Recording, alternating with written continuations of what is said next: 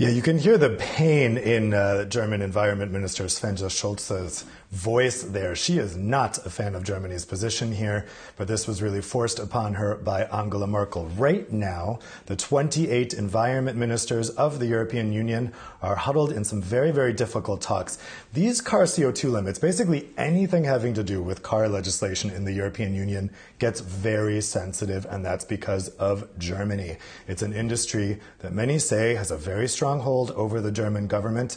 Generally, Germany likes to take a softly approach with this stuff, but when it comes to cars, they're not afraid to throw their weight around. Now, what happened last week is the European Parliament voted to increase that proposed limit for 2030 from a 30% reduction in car CO2 emissions to a 40% reduction.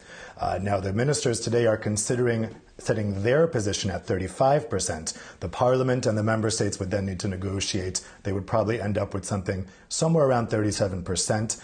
But Germany is standing in the way of that. They're saying, no, we need to stick to the 30% proposal by the European Commission.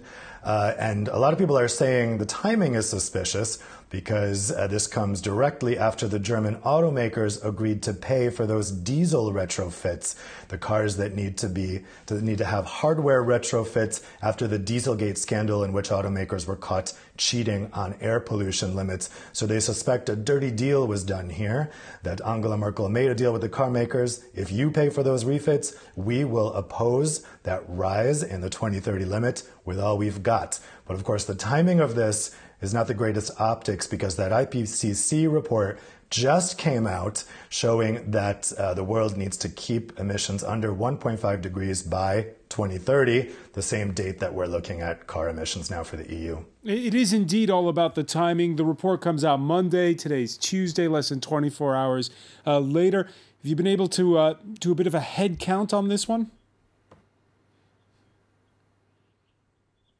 Yeah, I think we've got 19 countries in support of a 35% target. That's a lot. But Germany is a big country. The way the council works is each country has a weighted vote based on their population. Germany, as the largest EU country by far, is a lot of votes.